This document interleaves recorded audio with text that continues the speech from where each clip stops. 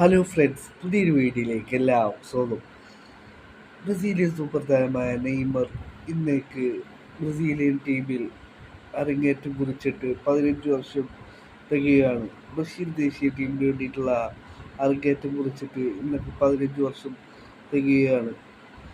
2010 August 13 Neymar junior ബ്രസീലിനായിട്ടുള്ള അരങ്ങേറ്റ മത്സരം കളിച്ചത്. USA-ക്കെതിരെയായിരുന്നു നെയ്മറിന്റെ അരങ്ങേറ്റ മത്സരമുണ്ടായത്.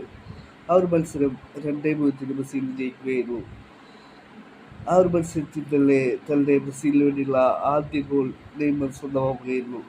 ഇപ്പോൾ ബ്രസീലിയൻ ദേശീയ ടീമിന് വേണ്ടിയിട്ടുള്ള ഏറ്റവും കൂടുതൽ ഗോൾ നേടിയ താരമായി മാറിയിരിക്കുകയാണ് നെയ്മർ.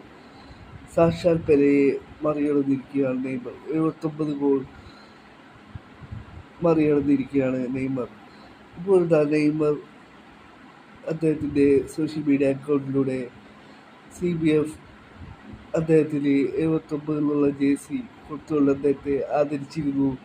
ആ ഒരു ദേശീയ ജേഴ്സി പങ്കുവച്ചുകൊണ്ട് അദ്ദേഹം പറയുന്നു, 15 വർഷം പിന്നിട്ടു തൻ്റെ കരിയർ ബ്രസീൽ ദേശീയ ടീമിന് വേണ്ടിയിട്ടുള്ളതെന്നാണ് ഇപ്പോൾ അദ്ദേഹം സോഷ്യൽ മീഡിയയിലൂടെ ഇൻസ്റ്റഗ്രാമിലൂടെ അറിയിച്ചിട്ടുള്ളത്. അടുത്തൊരു കോളപ്പിലായിട്ടുള്ള കാത്തിരിപ്പിലാണ് നെയ്മർ ജൂനിയർ. പരിക്ക് മാറിക്കൊണ്ട് ഇപ്പോൾ സാന്റോസിലായി സ്ഥിരമായിട്ട് നെയ്മർ ഇറങ്ങുന്നുണ്ട്. അടുത്ത ഇന്റർനാഷണൽ കോളപ്പിൽ നെയ്മറിനെ ആൻസിലോട്ടി കോളപ്പ് ചെയ്യുമെന്നാണ് ബ്രസീലിയൻ ആരാധകരും നെയ്മറും പ്രതീക്ഷിക്കുന്നത്.